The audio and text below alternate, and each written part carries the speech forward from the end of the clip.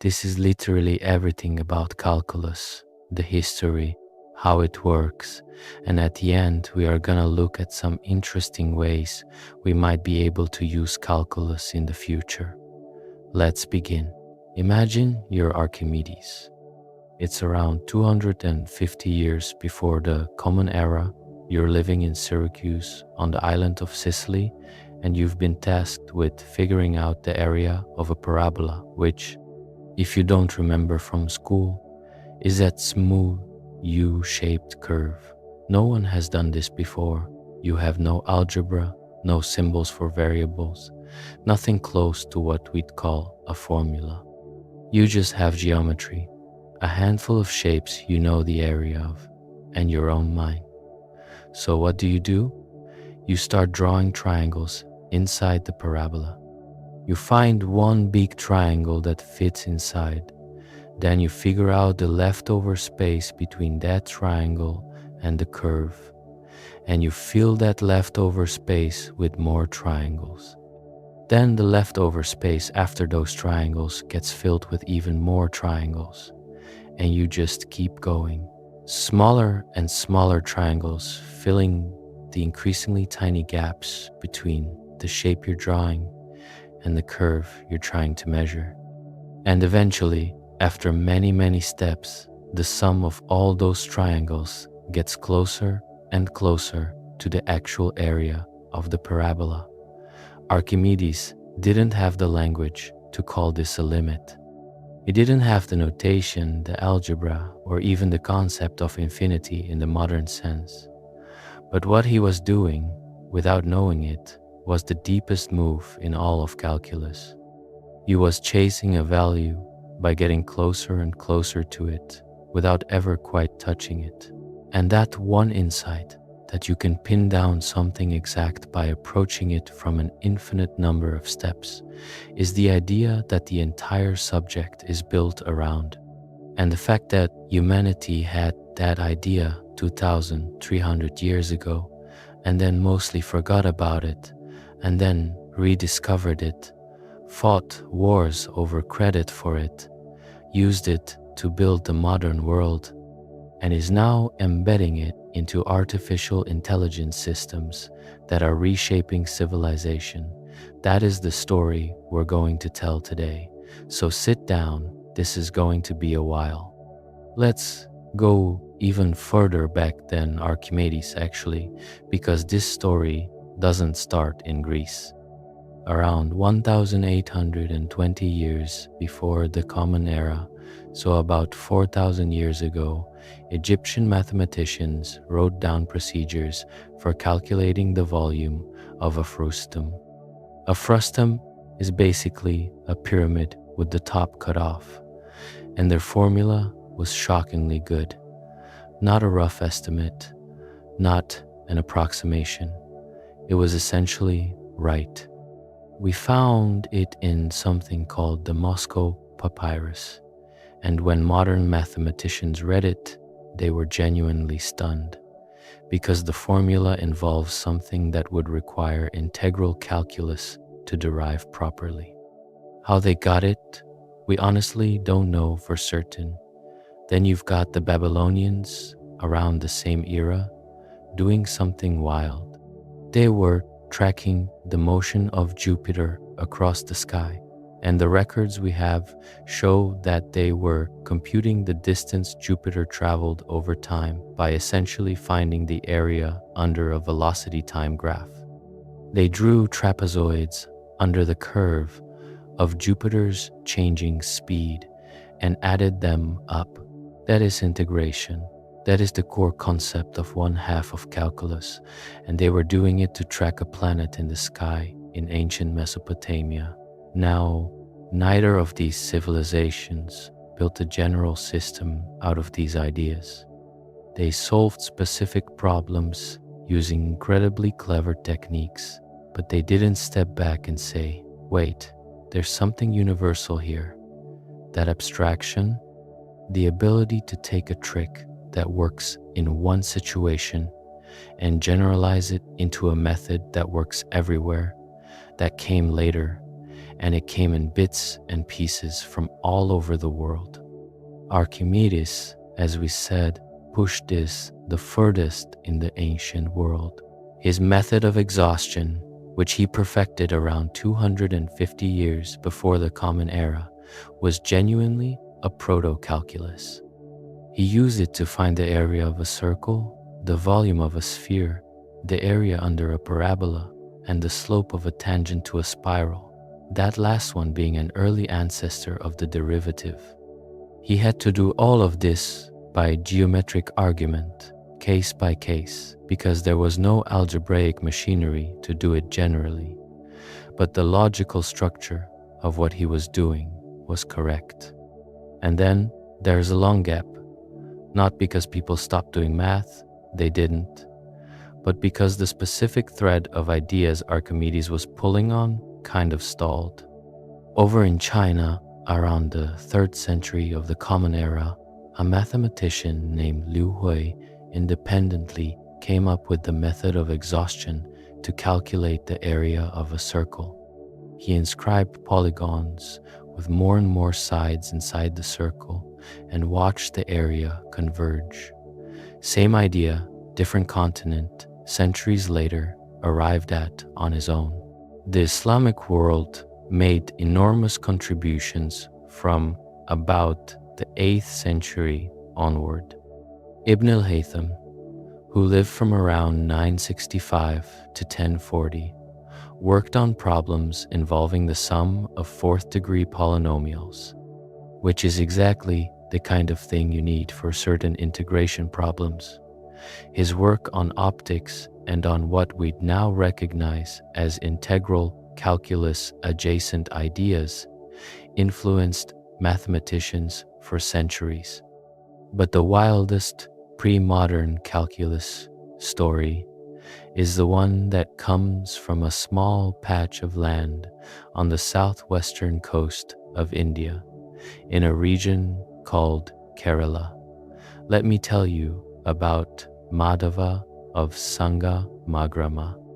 Madhava was born around 1340 in what is now Kerala, India, and he founded what we now call the Kerala School of Astronomy and Mathematics. And what this guy and his students figured out is, from a modern perspective, kind of jaw-dropping. They developed infinite series. Specifically, they worked out the infinite series expansions for sine, cosine, and arctangent hundreds of years before these were studied in Europe. The series for arctangent that Madhava and his school developed is what we'd now call the Leibniz formula for pi, or the Gregory-Leibniz series, except Madhava got there first. By about 250 years, they computed pi to 11 decimal places using these series, 11 in the 1400s. The Kerala school also worked with what we'd now call Taylor series expansions, which are a major part of advanced calculus. They computed derivatives, or at least concepts equivalent to derivatives, for trigonometric functions. They understood something deep about the relationship between infinite processes and exact values. Now, here's the historical puzzle that people still argue about. Did any of this knowledge travel to Europe? Kerala was a major trading hub at the time. Portuguese ships started arriving on the Malabar coast around 1500. Jesuit missionaries were active there and were known to collect mathematical manuscripts. The chronology would allow for transmission, but we've never found direct proof. As far as anyone can tell from the documentary evidence, the Kerala school's discoveries were essentially unknown outside of Kerala until a British researcher named C.M. Wish wrote about them in 1835, well after Newton and Leibniz had already done their work in Europe.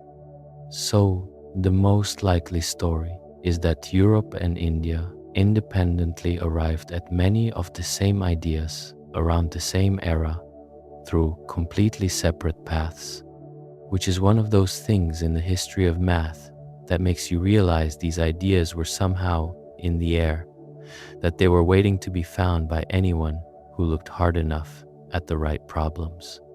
But here's a question worth sitting with for a moment. If the Kerala school had all of this, if Madhava and his students had infinite series, Taylor-like expansions, approximations of pi to many decimal places, and concepts that look a lot like derivatives, why isn't Madhava credited as the father of calculus? The answer is what Newton and Leibniz actually did, which the Kerala school didn't. The Kerala school had many of the components, but they didn't connect them into a unified theory. They didn't formulate the fundamental theorem of calculus, the recognition that differentiation and integration are inverses of each other. They didn't develop a systematic notation. They didn't produce a general method that you could teach, apply to arbitrary problems, and use as a universal tool. They had brilliant pieces. Newton and Leibniz assembled those pieces, or at least equivalent pieces from their own tradition, into a machine. The mathematician Victor Katz put it well when he said the Kerala school was not able to combine many differing ideas under the two unifying themes of the derivative and the integral, show the connection between the two, and turn calculus into the great problem-solving tool we have today. That's the difference, and it's a real difference. But it shouldn't erase the remarkable fact that across dozens of centuries and multiple separate civilizations, humans kept arriving at the same ideas, because those ideas are the natural way to think about change. Area and infinite process, the ideas were always there, waiting. Now let's talk about Europe in the 1600s, because this is where things really start cooking.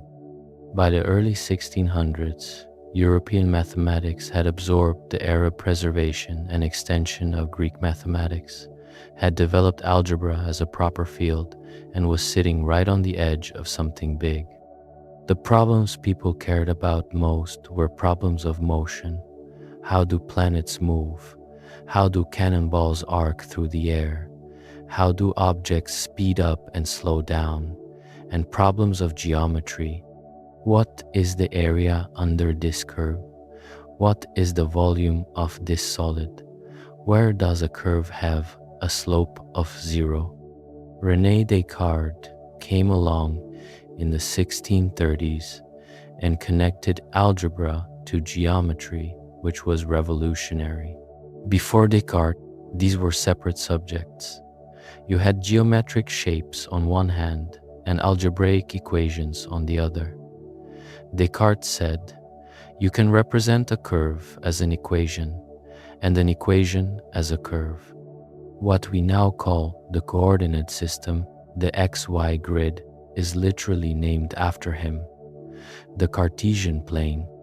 This made everything easier because now, instead of arguing about the area of a geometric shape using purely geometric reasoning like Archimedes had to do, you could write the shape as an equation and work with the algebra. Pierre de Fermat, yes, the same Fermat of Fermat's last theorem, was working at almost exactly the same time as Descartes, and he developed methods for finding the maxima and minima of curves and for finding tangent lines. Some of his formulas are essentially identical to what we use today. He also worked on what we'd recognize as integration.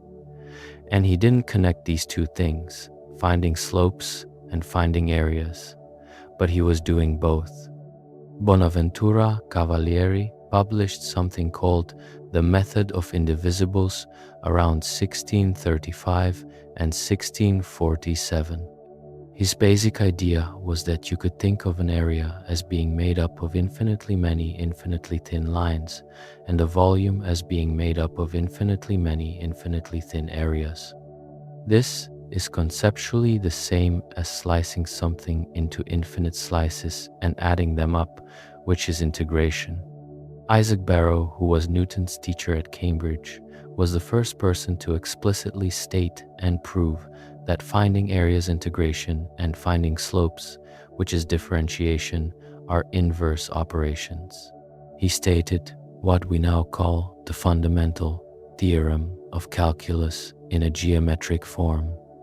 He saw it, he proved it, he had it, but he didn't take the next step, which was to turn it into a general algorithm that you could apply systematically to any function.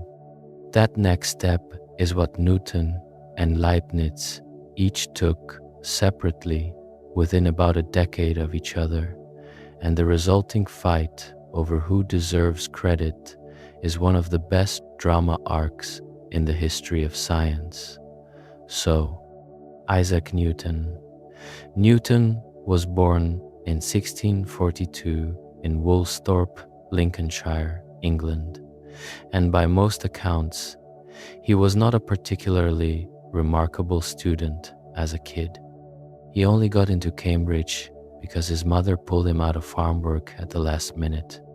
But once he was at Cambridge, he started devouring mathematics, and then in 1665, Cambridge closed down because of the plague. Newton went home to Woolsthorpe, and in the roughly 18 months that followed, what historians sometimes call the miracle years, he invented calculus, discovered the laws of motion, worked out the theory of universal gravitation, and laid the foundations for his work on optics. Just think about that for a second. The guy was 22 years old, sitting at home during a plague, and he figured out calculus, not as a finished product with clean notation and published papers, but the core ideas were all there. He called it the method of fluxions. A fluxion, in Newton's terminology, was a rate of change, essentially a derivative. He thought of curves as being traced out by moving points, and he was interested in the velocity of those points at each instant. His calculus was deeply physical. It was about motion. It was about things changing over time. Newton wrote up his method of fluxions in 1666, and then he didn't publish it. He circulated it among a small group of mathematicians he trusted, and it showed up implicitly in his Principia Mathematica, published in 1687, one of the most important books in the history of science. But he didn't publish his calculus work directly until 1737, over 70 years after he developed it. Why? Newton was notoriously private and notoriously afraid of controversy. He'd gotten into nasty disputes over his work on optics, and he hated it. So he just held on to his mathematical work, sharing it quietly, but never putting it out there formally.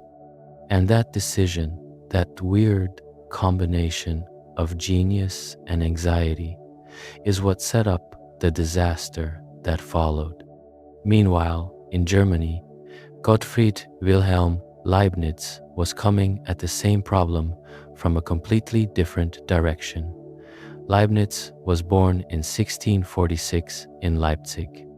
He was a polymath in the most extreme sense: philosopher, diplomat, logician, historian, lawyer, and mathematician. He didn't start seriously studying mathematics until he was in his mid-20s, when he met the Dutch mathematician Christian Huygens in Paris in 1672.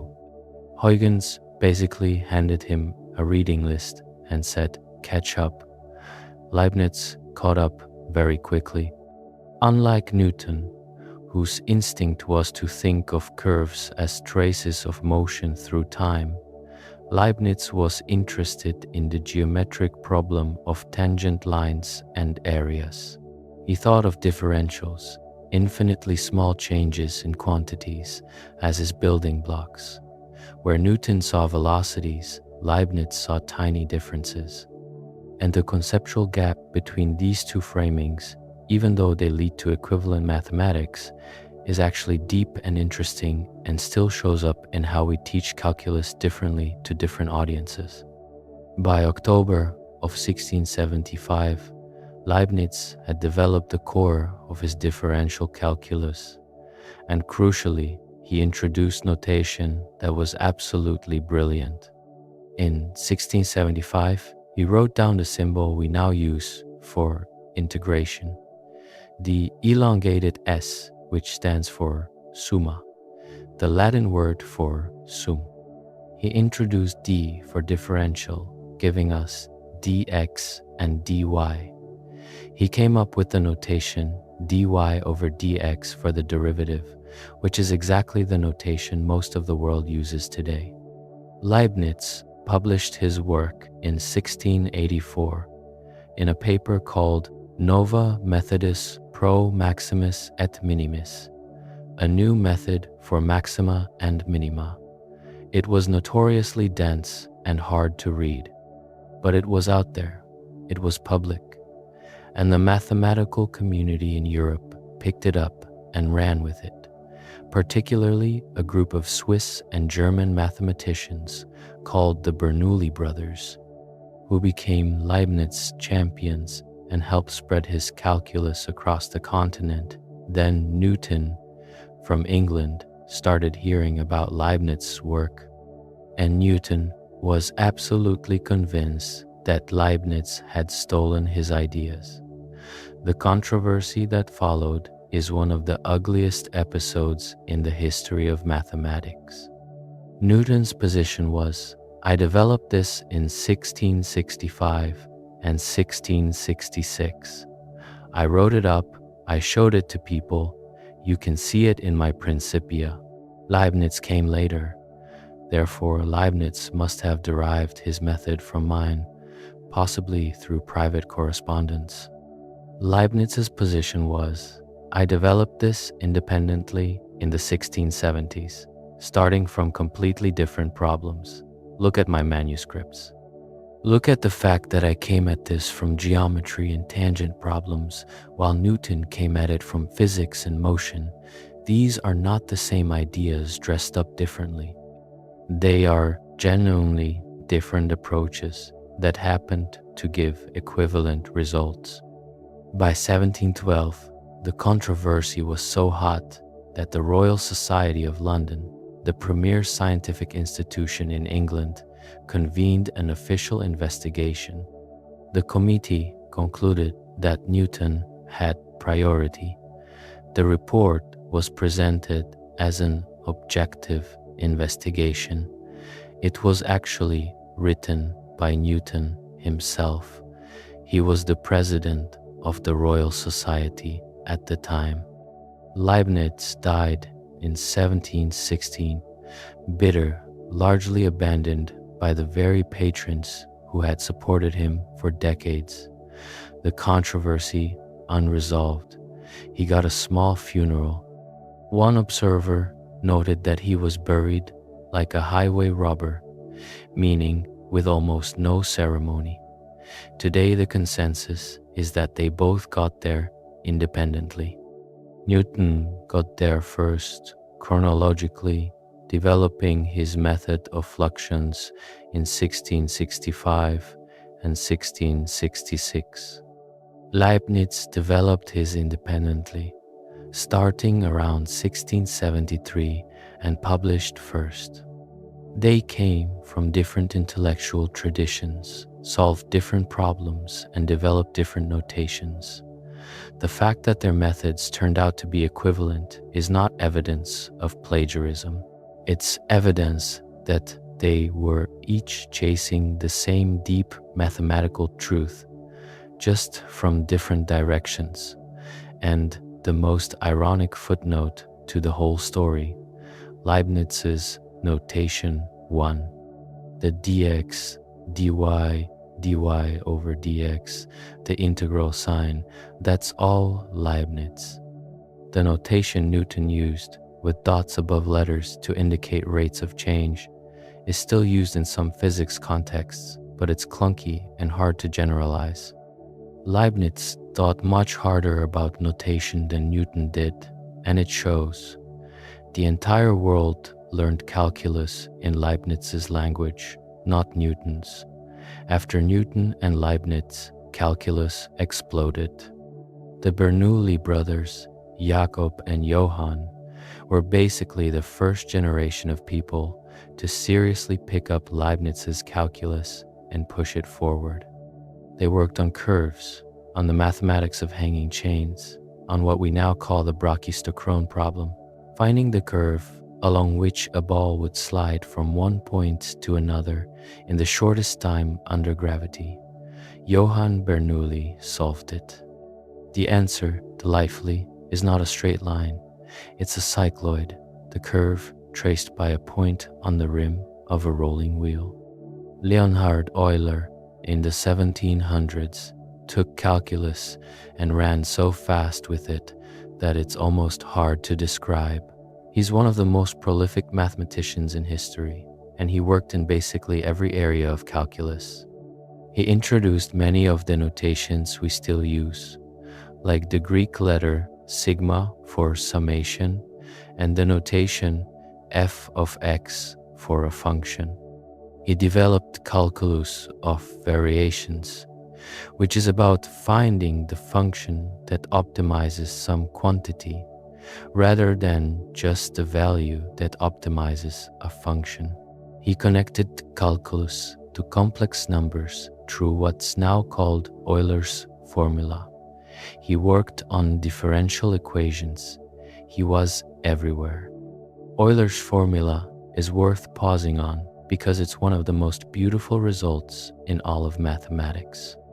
It says that e to the power of I times theta equals cosine of theta plus I times sine of theta, where I is the imaginary unit, which is the square root of -1, and theta is a real number. Setting theta equal to pi gives you e to the I pi plus 1 equals 0, a single equation relating the 5 most important constants in mathematics. This formula emerges from the Taylor series for the exponential function applied to a complex argument, and it's not just a pretty coincidence. It's a deep geometric fact about how exponentials and rotation are connected in the complex plane. But here's the thing that's easy to miss. All through Newton's and Leibniz's work, and for a long time after, there was a festering problem at the heart of calculus. The whole method relied on these things called infinitesimals, quantities that were infinitely small but not zero. You needed them to set up the limit that gives you the derivative. You divide by an infinitesimal quantity, then later you'd act as though that quantity was zero and ignore it. A bishop named George Berkeley in 1734 wrote a pamphlet called The Analyst, in which he savaged this logical inconsistency. He called infinitesimals ghosts of departed quantities. And honestly, he was right. The way Newton and Leibniz used infinitesimals was logically inconsistent by the standards of their own time. They got the right answers, but the reasoning wasn't airtight. It took over a century to fix this. The rigorous foundation for calculus was built by Augustin Louis Cauchy in the early 1800s and Karl Weierstrass in the mid to late 1800s. They replaced infinitesimals with the concept of limits, The idea that instead of dealing with quantities that are infinitely small, you deal with quantities that can be made arbitrarily small. The epsilon delta definition of a limit that you encounter in a rigorous calculus course is Weierstrass's contribution. It turned calculus from a collection of methods that worked but weren't fully justified into a mathematically solid structure built on provable foundations. And then Bernhard Riemann in the mid-1800s gave us the rigorous definition of the integral that bears his name, the Riemann integral, which is the precise version of the idea that integration means summing up infinitely many, infinitely thin slices. So by the late 1800s, calculus was complete in a way it hadn't been before. Not just powerful and practical, but logically sound. And that foundation is what everything since then has been built on. Okay, that was the history. Now let's actually learn the thing. I want to build up calculus the same way you'd build a house, starting from the ground and working up. So we're going to start with the simplest idea, which is the idea of a limit, and we're going to grow outward from there into derivatives, into integrals, and eventually into the more advanced stuff. Let's start with limits, and let's start with something you've probably experienced in real life. Imagine you're walking toward a wall. Every step you take covers half the remaining distance to the wall. First step, you cover half the distance. Second step, you cover half of what's left. Third step, half of what's left again, and so on. You can do this forever, and you will never actually reach the wall, because there's always some tiny remaining gap. But your position is getting closer and closer to a specific value, the location of the wall. In mathematical terms, your position has a limit. The limit, as the number of steps goes to infinity, is the wall. That's basically what a limit is. It's asking, what value does something approach as some other thing goes to a particular value? Here's a slightly more mathematical version. Imagine a function, which is just a rule that takes a number and gives you back another number. Let's say the function is take a number, square it, subtract 1, then divide that result by the original number minus 1. So if you put in a number x, you get x squared minus 1 divided by x minus 1. Now, if you try to plug in the number 1, something breaks. The bottom of that fraction becomes 0. You cannot divide by 0, so the function literally doesn't exist at x equals 1. But what happens when x gets close to 1? If x equals 1.1, you get approximately 2.1. If x equals 1.01, you get approximately 2.01. If x equals 0.99, you get approximately 1.99. The closer x gets to 1 from either direction, the closer the output gets to 2. The limit of this function as x approaches 1 is 2, even though the function itself doesn't exist at x equals 1. And if you're wondering why that's useful, this is the core of how derivatives work, which we're about to get to. The key insight is that limits let us talk about what a function is approaching, which is different from what it actually equals at a specific point. That gap between approaching and arriving, between getting infinitely close and being exactly there, is where all the magic happens. There's also the matter of limits at infinity. What happens to a function as x gets larger and larger without bound? Consider 1 divided by x. As x grows toward infinity, 1 over x gets smaller and smaller, approaching 0 but never reaching it. So we say the limit of 1 over x as x approaches infinity is 0. This shows up constantly in calculus when we're dealing with sequences and series. Another type that comes up, limits involving 0 divided by 0. These look like they shouldn't have an answer. You can't divide by 0, but they often do have a meaningful value that you can find with algebra or with a technique called L'Hopital's rule. L'Hopital's rule, developed in the late 1600s and published in the very first calculus textbook ever written, says that if you have a limit of f of x over g of x as x approaches some value, and both f and g approach 0 or both approach infinity, then the limit equals the limit of f prime of x over g prime of x, the ratio of the derivatives. It's one of those elegant shortcuts that lets you unstick a calculation that looks impossible. One of the most important limits in all of calculus is this one: the limit as h approaches 0 of e to the h minus 1 divided by h equals 1. This is what makes the exponential function e to the x special. It's the function that grows at a rate exactly proportional to itself, with the constant of proportionality being 1.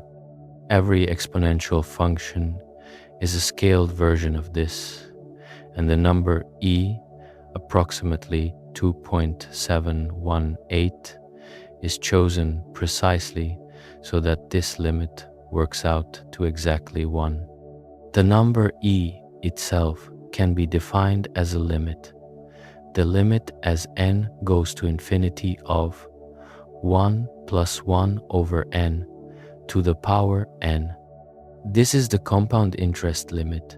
If you invest $1 at 100% annual interest, compounded n times per year, after 1 year you have 1 plus 1 over n to the power of n dollars.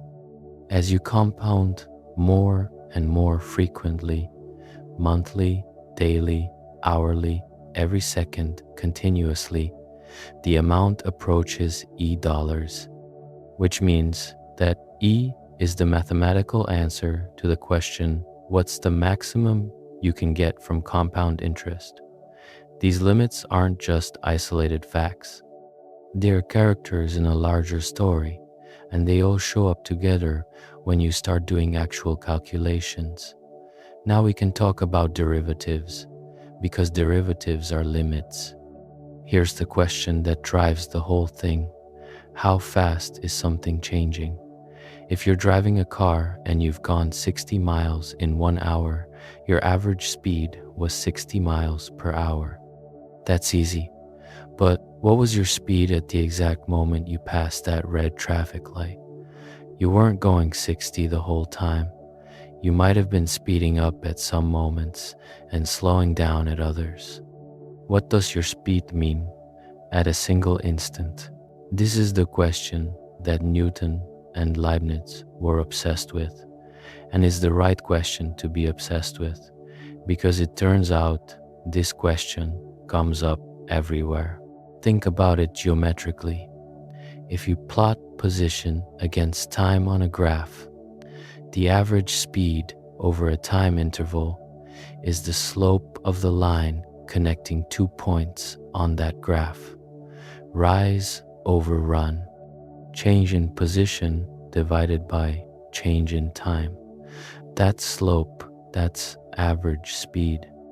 But as you make a time interval shorter and shorter, as you bring those 2 points on the graph closer and closer together, the slope of the line between them changes. And in the limit, As the 2 points get infinitely close together, the line between them becomes a tangent to the curve, a line that just touches the curve at one point without crossing it. The slope of that tangent line is the instantaneous rate of change. The derivative, formally, the derivative of a function f at a point x is the limit of f of x plus h minus f of x divided by h as h approaches 0, where h is the small gap between your 2 points that you're shrinking toward nothing. Let's do an example, because this is the kind of thing that feels abstract until you work it out. Say your function is f of x equals x squared, so you square your input. Now I want to know, how fast is this function changing at x equals 3? Using the definition of the derivative, we compute f of 3 plus h minus f of 3 divided by h, and we take the limit as h goes to 0. f of 3 equals 9. f of 3 plus h equals 3 plus h squared, which equals 9 plus 6h plus h squared. So f of 3 plus h minus f of 3 equals 9 plus 6h plus h squared minus 9, which simplifies to 6h plus h squared. Divide by h, you get 6 plus h. Now take the limit as h approaches 0, you get 6. So the derivative of x squared at x equals 3 is 6. The function is increasing at a rate of 6 at that point. If you look at the graph of x squared and draw the tangent line at x equals 3, that line has a slope of 6. And here's something cool. If you do this same calculation, but keep x general instead of plugging in 3, you find that the derivative of x squared at any point x is 2x. That's the power rule, one of the most used shortcuts in all of calculus. The derivative of x to the n is n times x to the n minus 1. The derivative of x squared is 2x. The derivative of x cubed is 3x squared. The derivative of x to the fourth is 4x cubed. You just bring the exponent down in front and subtract 1 from the exponent. This rule means you can differentiate polynomial functions almost instantly without going through the full limit process every time. Let's do a couple more quick ones to make this feel real. The derivative of x cubed is 3x squared. The derivative of x to the fifth is 5x to the fourth. The derivative of the square root of x, which is x to the 1/2, is 1/2 times x to the negative 1/2, or 1 over twice the square root of x. This tells you how fast the square root function is growing at any point, and you can see that as x gets large, the denominator grows, meaning the function is growing more and more slowly. The square root function slows down as it grows. Its derivative tells you exactly how fast it's slowing down. The derivative of a constant times a function is just the constant times the derivative. So the derivative of 3 times x squared is 3 times 2x, which is 6x. Constants just ride along. The derivative of a sum of functions is the sum of their derivatives. So the derivative of x squared plus x cubed is 2x plus 3x squared. You can differentiate term by term. These two facts together mean you can differentiate any polynomial in seconds. And polynomials show up everywhere, in approximations, in models, in computer graphics, in physics equations. Now, here's where it gets actually useful, because derivatives tell you things about the shape of a curve that are incredibly valuable. If the derivative of a function at a point is positive, the function is going up at that point. If it's negative, the function is going down. If the derivative equals 0, the function has a flat tangent. It's at a peak, a valley, or an inflection point. This is how you find the maximum and minimum values of a function. You set the derivative equal to 0 and solve. Classic example. Imagine you're a farmer and you have 60 meters of fencing, and you want to enclose a rectangular field with the maximum possible area. One side of the field is along a river, so you only need to fence 3 sides. What dimensions give you the most area? Let's say the 2 sides perpendicular to the river each have length x. Then the side parallel to the river has length 60 minus 2x, because that's all the fencing left. Area equals x times 60 minus 2x, which expands to 60x minus 2x squared. Take the derivative, 60 minus 4x, set it equal to 0. 4x equals 60, so x equals 15. The maximum area occurs when the perpendicular sides are 15 meters each, and the parallel side is 60 minus 30 equals 30 meters. Area equals 15 times 30 equals 450 square meters. Without calculus, you'd have to guess and check or use some clever geometric argument. With calculus, it takes about 30 seconds. Let's also talk about some of the rules that make derivatives manageable in practice, because you quickly run into functions that are more complicated than just plain powers. The product rule says, if you have 2 functions multiplied together, the derivative is the first function times the derivative of the second, plus the second function times the derivative of the first. Written out, the derivative of f times g equals f times the derivative of g plus g times the derivative of f. So if you're differentiating, say, x squared times sine of x, you treat them as 2 separate functions, apply the rule, and get 2x times sine of x plus x squared times cosine of x. The quotient rule handles division of functions, and it's similar in spirit but slightly messier. And then there's the chain rule, which is probably the most important rule in calculus and the one people find most confusing at first. The chain rule handles composed functions, functions applied on top of other functions. If you have a function like sine of x squared, that's sine applied to x squared.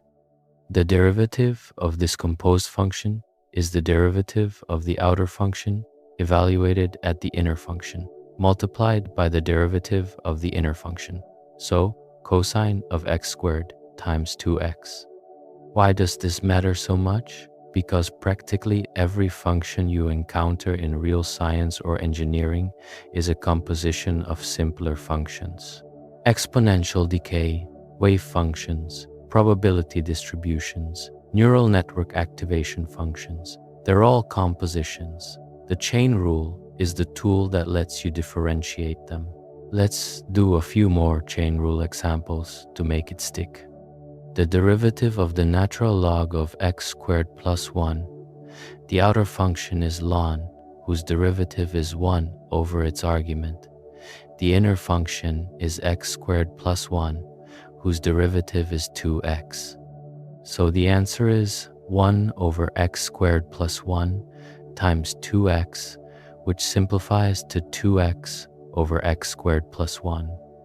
This kind of expression comes up constantly in statistics and information theory. The derivative of e to the negative x squared, the outer function is e to the u whose derivative is e to the u. The inner function is negative x squared, whose derivative is negative 2x. So the answer is e to the negative x squared times negative 2x, which is negative 2x times e to the negative x squared. If you've ever seen the bell curve, the normal distribution that shows up in statistics, it's shaped like e to the negative x squared. Its derivative describes how the slope of that bell changes as you move across it, and the calculation we just did tells you exactly that. The chain rule can be applied multiple times for chains of 3 or more functions. It just keeps multiplying derivatives. The longer the chain, the more factors you multiply together. And in a neural network with many layers, the gradient flowing backward through the network is literally a product of all the chain rule factors from every layer, which is why deep networks had the vanishing gradient problem early in the history of deep learning. If each chain rule factor is slightly less than 1, multiplying hundreds of them together gives you something tiny, and the gradient reaching the early layers of the network is so small that those layers barely learn at all. And here's the thing about the chain rule. It's the mathematical engine underneath the most powerful machine learning algorithm in existence right now. We'll come back to that. There's also second derivatives, which are exactly what they sound like. You differentiate the derivative. If the first derivative tells you how fast a function is changing, the second derivative tells you how fast the rate of change is changing. In physical terms, if position is your function, the first derivative is velocity, meaning how fast position is changing. The second derivative of position is acceleration, meaning how fast velocity is changing. Newton's second law, force equals mass times acceleration, is a statement about the second derivative of position. Geometrically, if the first derivative being positive means the function is going up, then the second derivative being positive means the function is curving upward. It's concave up. A positive second derivative at the point where the first derivative is 0 means you've found a minimum. A negative second derivative there means you've found a maximum. This is the second derivative test. Now let's switch to integration, the other half of calculus. We've been talking about rates of change. Integration is about accumulation, adding things up.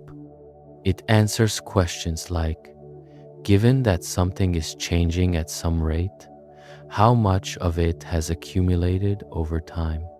If you're driving a car and your speedometer reads 60 miles per hour and you drive for 2 hours at that constant speed, you've covered 120 miles. That's easy. Distance equals rate times time. But what if your speed varies? What if you're accelerating, then decelerating, then speeding up again? The answer is, you add up the tiny contributions. Each tiny sliver of time contributes a tiny sliver of distance equal to your speed at that instant times the tiny duration. Add up all these slivers, infinitely many of them, each infinitely thin, and you get the total distance. Geometrically, this is the area under the velocity time curve. And more generally, the definite integral of a function over some interval is the area under the graph of that function over that interval. Here's the visual way to think about it. Draw a curve. Pick 2 points on the x-axis. Shade the region between the curve and the x-axis between those 2 points. The integral gives you the area of that shaded region. To compute this, we go back to the ancient trick of Archimedes. Divide the region into thin vertical strips. Each strip is approximately a rectangle. The width of each rectangle is some tiny value, and the height is whatever the function equals at that point. Add up all the rectangles. As you use more and more rectangles with thinner and thinner widths, the approximation gets better and better. In the limit, as the width goes to 0 and the number of rectangles goes to infinity, you get the exact area. This is called the Riemann sum, formalized by Bernhard Riemann in the 1800s, and it's the rigorous definition of the integral to make this concrete. Imagine you're trying to find the distance traveled by a car whose speed is changing.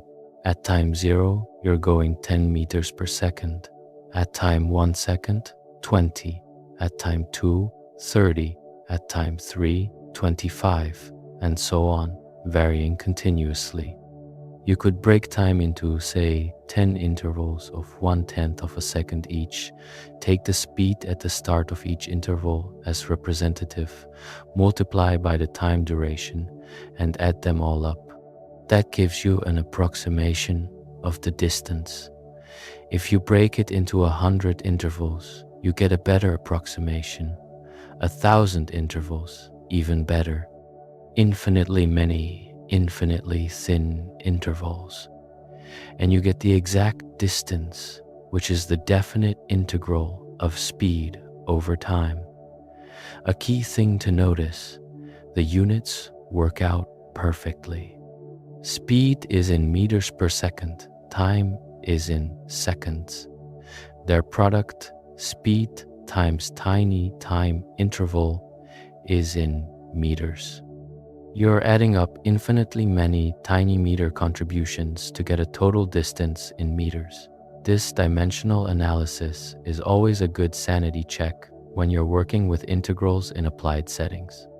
Here's another example that shows the geometric power of integration. Say you want the area of a circle with radius r. You could slice the circle into thin concentric rings, like the layers of an onion. Each ring at radius x has circumference 2 pi x, which is the circumference formula, and a thickness of dx. So the area of each tiny ring is 2 pi x times dx.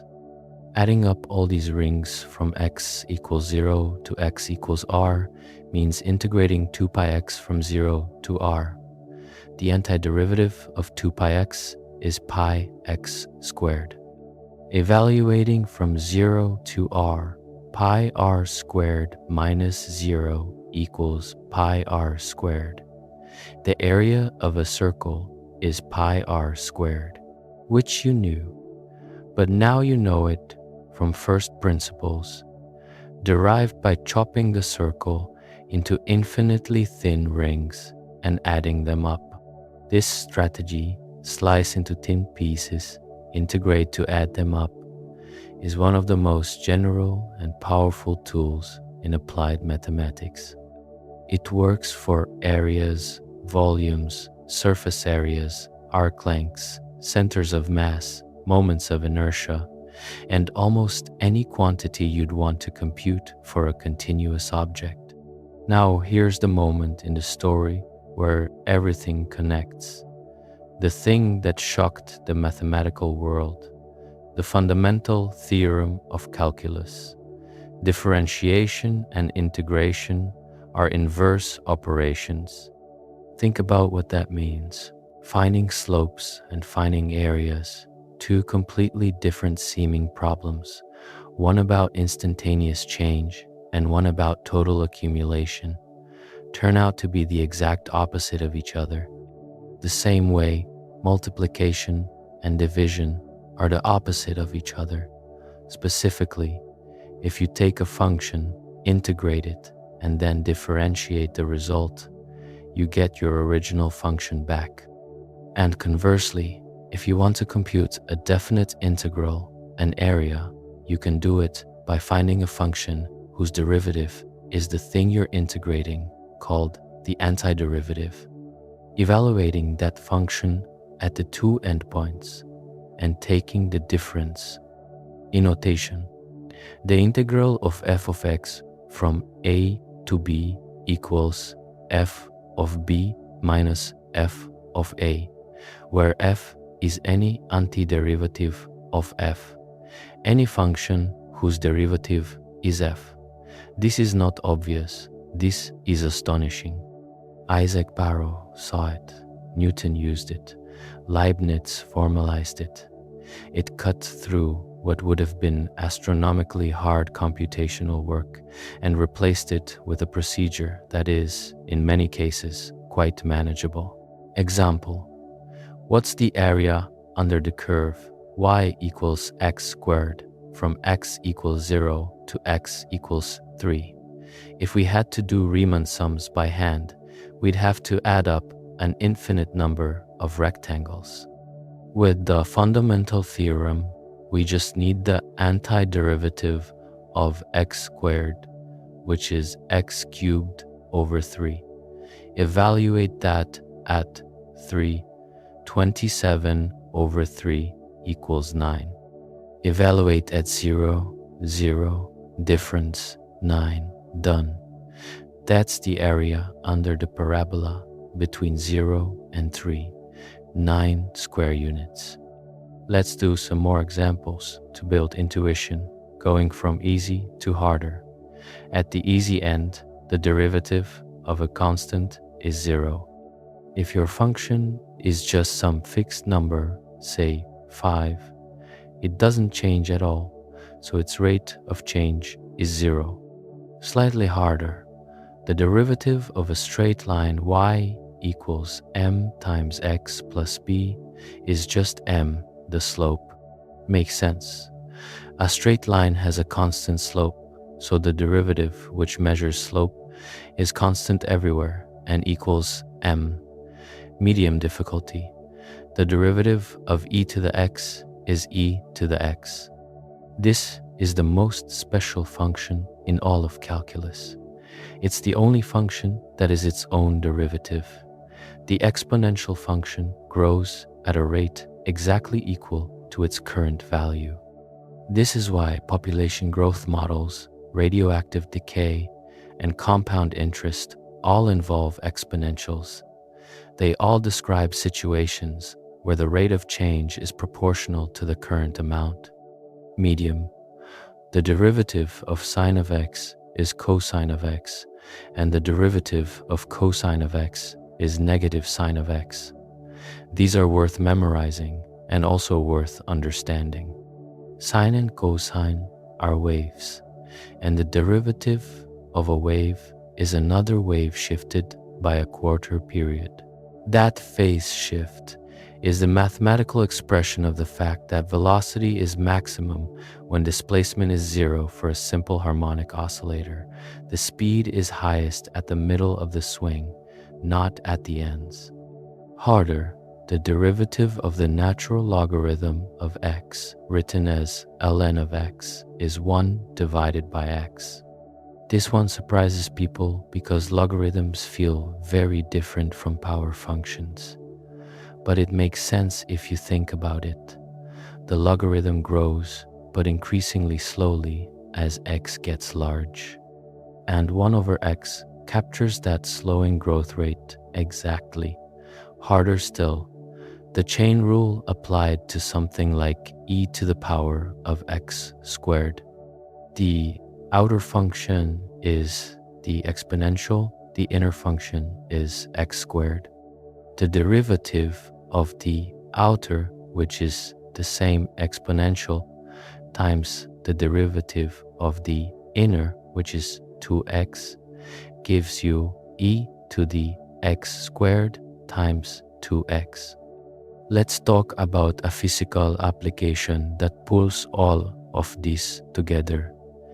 You drop a ball off a cliff. The height of the ball in meters above the ground at time t seconds is given by h of t equals 100 minus 4.9 times t squared. That 4.9 comes from half of g, the gravitational acceleration at Earth's surface, which is about 9.8 meters per second squared. Several questions we can answer with calculus. When does the ball hit the ground? Set h of t equal to 0. 100 minus 4.9 t squared equals 0. So t squared equals about 20.4, so t equals about 4.5 seconds. What is the velocity of the ball as a function of time? Take the derivative of h of t, v of t, which equals the derivative of h of t, which equals negative 9.8 t. The negative sign indicates the ball is moving downward. At t equals 4.5 seconds, the velocity is approximately negative 44.1 meters per second, about 100 miles per hour. What is the acceleration? Take the derivative of velocity. A of t equals negative 9.8 meters per second squared. Constant. This is the gravitational acceleration, and the fact that it's constant is Newton's insight, that gravity pulls everything downward at the same rate regardless of their mass. How far has the ball traveled? That's the integral of the absolute value of velocity over time, which works out to the initial height of 100 meters. This makes sense. It falls from height 100 to the ground. All of this from one position function and basic calculus operations. Let's do another physics example that showcases integration. Imagine a spring. When you pull a spring, it pushes back with a force proportional to how far you've stretched it. This is Hooke's law. If you stretch the spring a distance x, the restoring force is k times x, where k is the spring constant. How much work does it take to stretch the spring from its natural length to 1 meter beyond natural? Work is force times distance, but the force changes as you stretch it. Near the start, it's almost zero, but as you stretch further, the force grows, so you integrate. The work done stretching from 0 to L is the integral of kx dx from 0 to L, which equals k L squared over 2. If k equals 10 newtons per meter and L equals 1 meter, the work is 5 joules. And here's the connection to energy. That 5 joules of work you did on the spring is stored as potential energy. When you let go, the spring converts that potential energy into kinetic energy as it snaps back. The math of that oscillation, energy sloshing between potential and kinetic, involves differential equations, and the solution is a sine wave. Springs oscillate sinusoidally. This connection isn't a coincidence. It's the mathematical reason that sound waves, light waves, and water waves all look wave-like, because many physical systems behave like springs when disturbed from equilibrium. The universe is full of springs in disguise, and calculus is how you find them. Now let's move up a level in difficulty and talk about some more advanced topics. Integration by parts is a technique for integrating products of functions, and it comes from the product rule for derivatives run in reverse. If you have the integral of u times dv, it equals u times v minus the integral of v times du, where u and v are functions you choose strategically. Classic example: the integral of x times e to the x. You can't do this directly with basic rules. But if you let u equals x and dv equals e to the x dx, then du equals dx and v equals e to the x. Applying integration by parts, x times e to the x minus the integral of e to the x dx, which equals x times e to the x minus e to the x plus a constant. You can verify this is right By differentiating the result and checking, you get back x times e to the x. Substitution, or U substitution as it's usually called, is the integration version of the chain rule. If your integrand has a composite structure, you substitute a variable to simplify it. The classic example is the integral of 2x times the cosine of x squared. Let u equals x squared. Then du equals 2x dx. The integral transforms into the integral of cosine of u du, which is sine of u plus a constant, which becomes sine of x squared plus a constant. Partial fractions is a technique for integrating rational functions, fractions of polynomials. The idea is to decompose a complicated fraction into simpler pieces that are easier to integrate individually. Improper integrals handle cases where the limits of integration extend to infinity, or where the function has a vertical asymptote within the integration range. For example, the integral of 1 over x squared from 1 to infinity. You replace the infinity with a variable, compute the integral, and then take the limit as the variable goes to infinity. In this case, you get 1, the area under 1 over x squared from 1 to infinity is finite and equals 1, even though the region extends infinitely far to the right. This kind of counterintuitive result is one of calculus's great surprises. Sequences and series are the next place to go, and they connect back to limits in a deep way.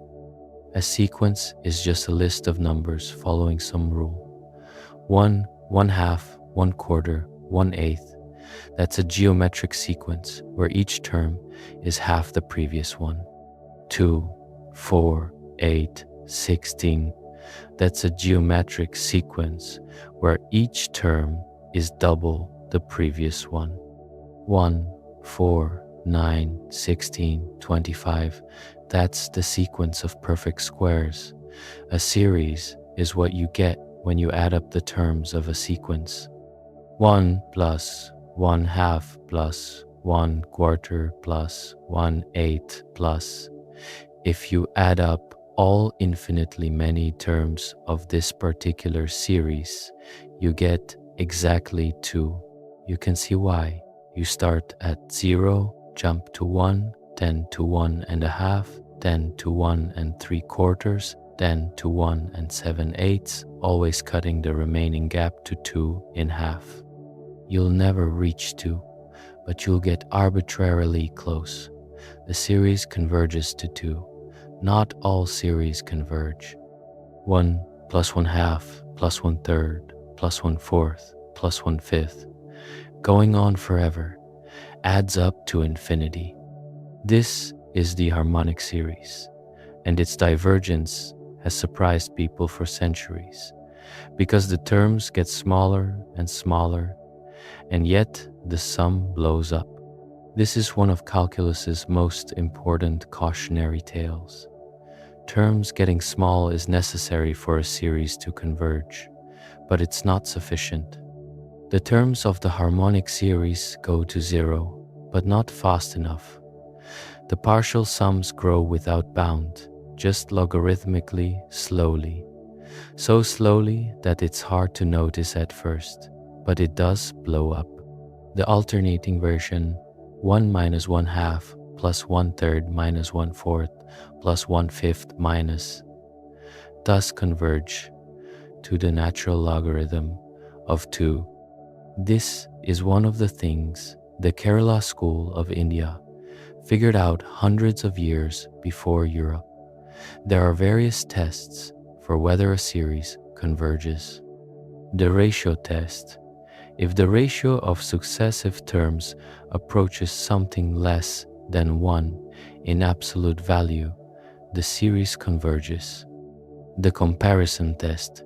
If your terms are smaller than the terms of a known convergent series, yours converges too. The integral test. If the terms of the series match up with a function whose integral from 1 to infinity converges, the series converges. Power series are a generalization. Instead of summing numbers, you sum terms that are functions of a variable x. A power series looks like a0 plus aon times x plus ato times x squared plus a3 times x cubed, and so on. For each value of x, this gives you a number, assuming it converges. Different choices of the coefficients a0, aon, ato, etc. give different functions. Taylor series are power series where the coefficients are chosen specifically so that all the derivatives of the series match all the derivatives of a target function at a specific point. If you want the Taylor series for a function f centered at x equals 0, sometimes called the Maclaurin series, the coefficient of x to the n is f's nth derivative, evaluated at 0, divided by n factorial. This means that if you know a function's value, its slope, its concavity, its rate of change of concavity, and all higher derivatives, all at a single point, you can reconstruct the function's values everywhere, at least within some radius of that point. All the local information compressed into an infinite list of derivatives encodes the global function. This is one of the most striking facts in all of mathematics. Taylor series also explain why calculus is everywhere. Almost any smooth function that's useful in science or engineering, exponentials, sines, cosines, logarithms, Bessel functions, error functions, can be approximated near any point by a polynomial, and polynomials are easy to work with. This is why you can often replace a complicated function with a simpler polynomial approximation, do your calculation, and get a useful answer. It's why physicists talk about linearizing equations around equilibrium, taking just the first-order Taylor term to get equations they can solve. The error in a Taylor approximation is bounded by terms involving higher derivatives and the distance from the center. For small distances and well-behaved functions, the error is tiny. For large distances or rapidly varying functions, you need more terms. Understanding this trade-off is part of what numerical analysis is about.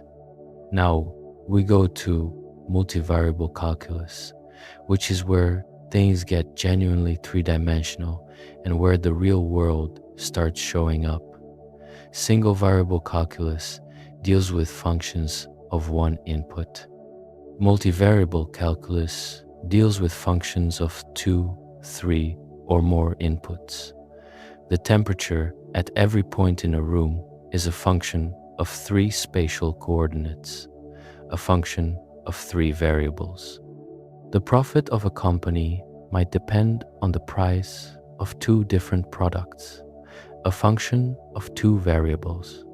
The output of a neural network depends on millions of weights, a function of millions of variables. The derivative concept generalizes into what's called a partial derivative. Instead of asking how the function changes with respect to its one input, you ask how it changes with respect to each input separately, holding the others fixed. If you have a function f of x and y, which equals x squared plus 3xy plus y squared, the partial derivative with respect to x treats y as a constant and differentiates with respect to x, 2x plus 3y. The partial derivative with respect to y treats x as a constant, 3x plus 2y. The gradient of a function is a vector made up of all the partial derivatives. For our function, the gradient would be the vector containing 2x plus 3y and 3x plus 2y.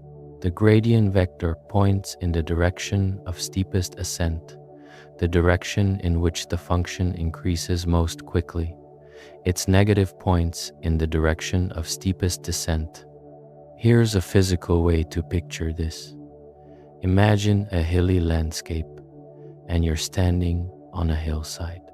The gradient of the height function points uphill in the direction where the terrain rises most steeply. If you pour water on the landscape, it flows in the direction of the negative gradient, always downhill. This is exactly what gradient descent does in optimization. It pours imaginary water over the lost landscape and follows where it flows. To find a maximum or minimum of a multivariable function, you set all the partial derivatives equal to 0 and solve the resulting system of equations. This gives you the critical points. To determine whether each critical point is a max, min, or saddle point, the multivariable version of neither max nor min, where the function curves upward in some directions and downward in others, you compute the Hessian matrix, which is the matrix of all second partial derivatives, and analyze its properties. This is where linear algebra and calculus start becoming inseparable. The Hessian matrix tells you about the curvature of the function near a critical point. If all eigenvalues of the Hessian are positive, you're at a minimum. If all are negative, you're at a maximum. If some are positive and some negative, you're at a saddle point. The study of these conditions is the second derivative test for multivariable functions, and it's an essential tool in optimization across economics, engineering, and machine learning. Constrained optimization, where you want to maximize or minimize a function subject to some constraint, introduces the method of Lagrange multipliers. If you want to maximize f of x and y subject to the constraint g of x and y equals c, you set up the equation that the gradient of f equals lambda times the gradient of g, where lambda is an unknown constant called the Lagrange multiplier. Solving this system of equations simultaneously with the constraint gives you the optimal points. This sounds abstract, but it's how engineers design everything from the shape of a satellite dish to the portfolio of investments that maximizes return for a given level of risk, known as Markowitz portfolio theory.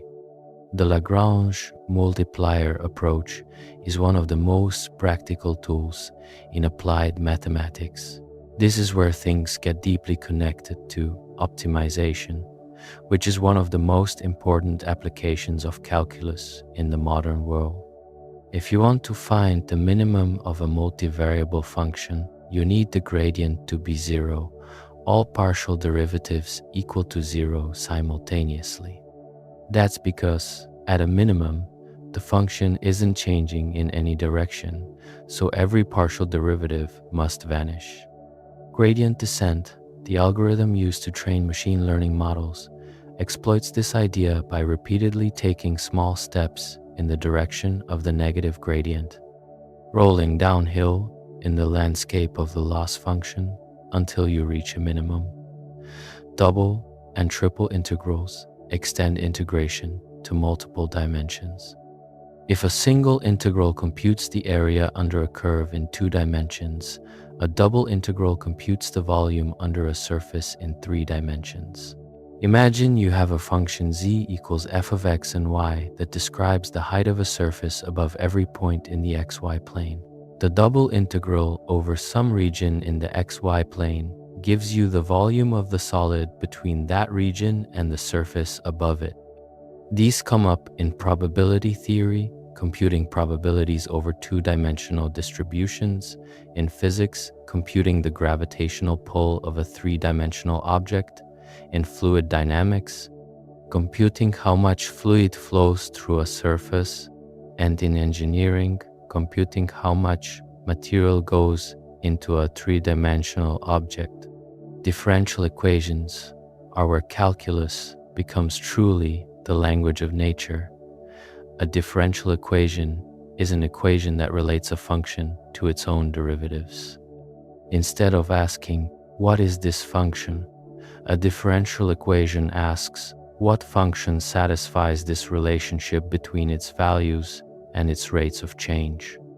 The simplest differential equation, dy over dx equals y. What function is its own derivative? The answer is y equals c to the x, where c is any constant. This is the exponential function, and this equation describes exponential growth, populations, bacteria, compound interest. Radioactive decay flips the sign. dy over dt equals negative k times y. Here k is the decay constant, a property of the specific radioactive isotope. The solution is y equals y naught times e to the negative k times t, where y naught is the initial amount. This function starts at some initial value and drops towards zero exponentially, with the rate of decline proportional to how much you currently have. Carbon-14 decays with a half-life of about 5,700 years, and archaeologists use the solution to this differential equation. Literally, they solve it to calculate the age of organic materials in carbon dating. Logistic growth is a slightly more realistic model for population dynamics. Instead of growing forever exponentially, populations are limited by resources, food, space, whatever. The logistic differential equation is dy over dt equals r times y times 1 minus y over k, where r is the growth rate and k is the carrying capacity, the maximum sustainable population. When y is small compared to k, the equation looks like exponential growth.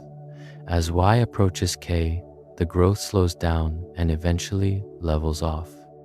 The solution is an shaped curve called a logistic sigmoid, which also shows up as an activation function in neural networks.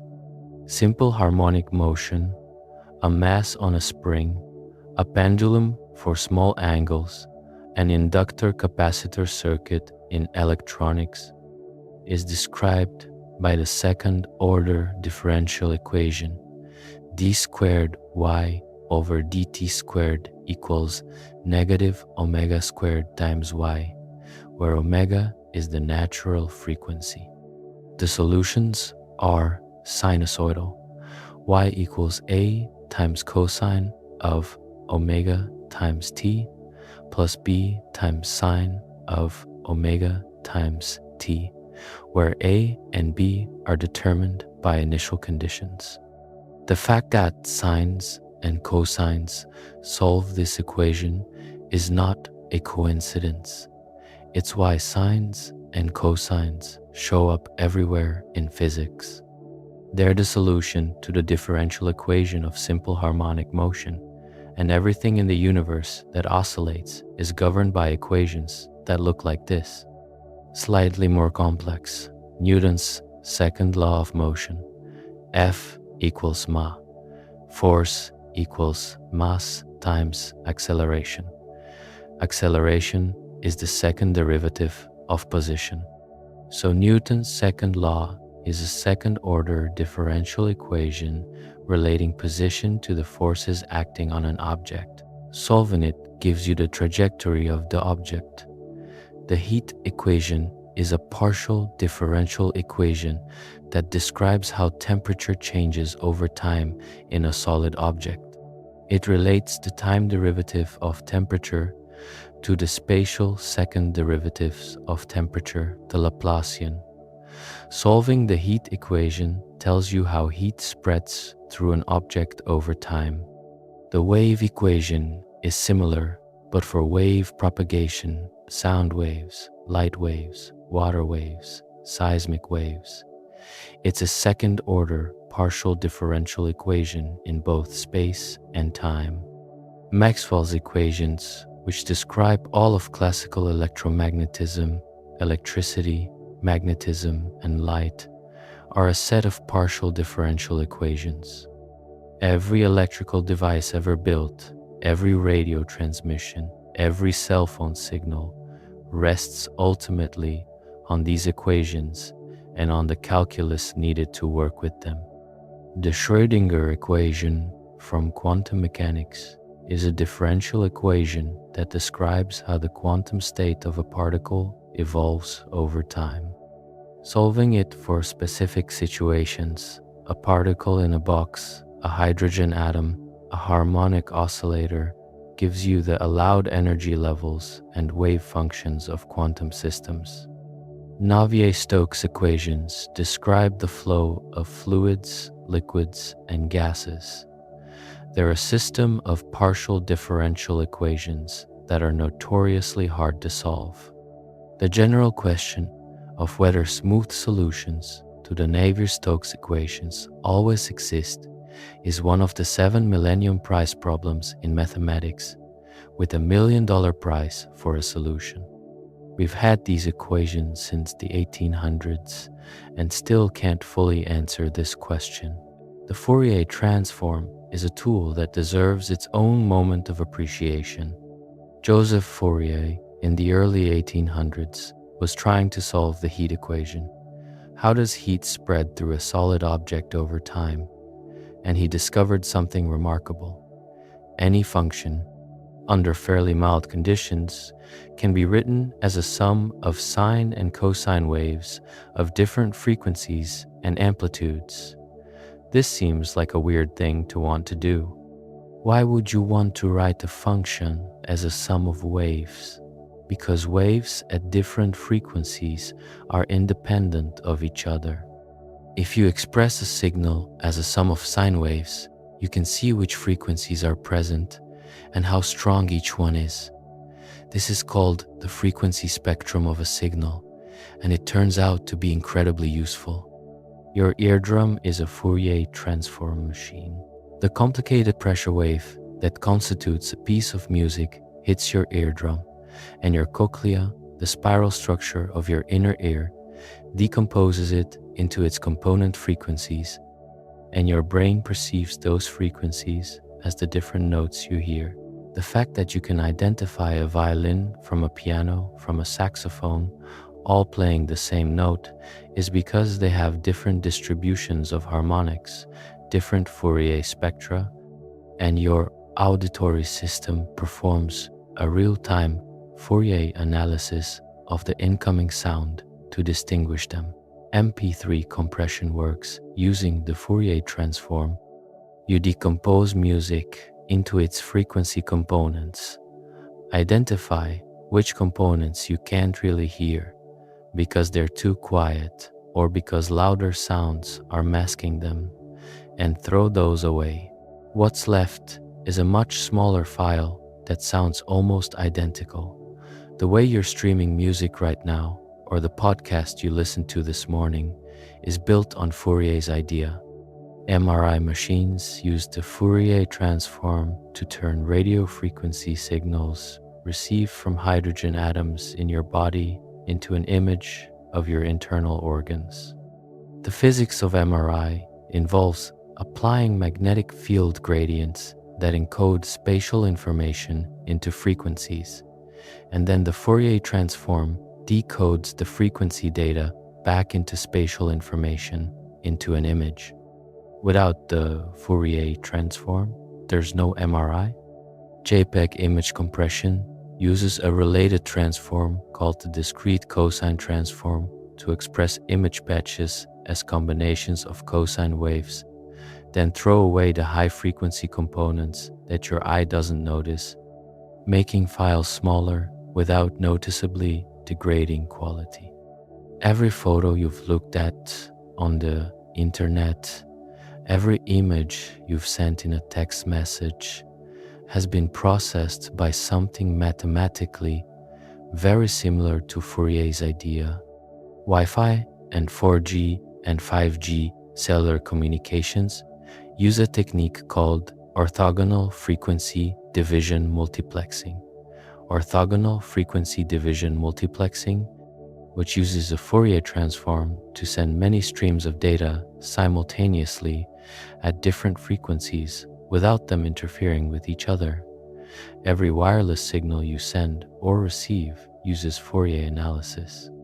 The fast Fourier transform, or fast Fourier transform, is an algorithm developed by Cooley and Tukey in 1965 that computes the Fourier transform incredibly efficiently in n log n operations rather than n squared.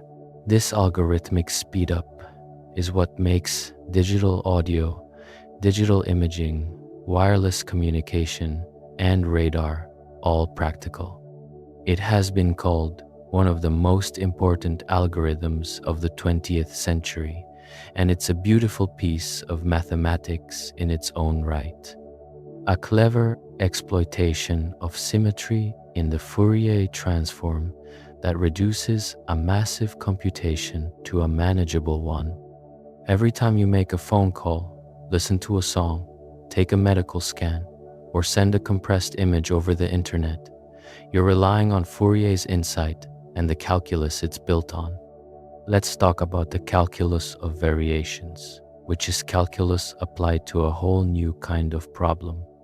Ordinary calculus finds the value of a variable that maximizes or minimizes a function. The calculus of variations finds the function that maximizes or minimizes a functional, which is basically a function that takes a function as input and gives a number as output.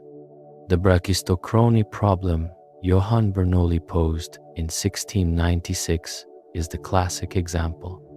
Find the curve along which a bead slides from point A to point B in minimum time under gravity. You're not looking for the minimum of a number. You're looking for the optimal shape of the path. The answer, the cycloid, is not a straight line, and it's not a circular arc. It's the curve traced by a point on the rim of a rolling wheel. Finding it required a new kind of mathematical reasoning that extended beyond ordinary calculus. Another famous problem in the calculus of variations is Dido's problem, named after the legendary queen of Carthage. Given a fixed length of string, what shape should it form to enclose the maximum area?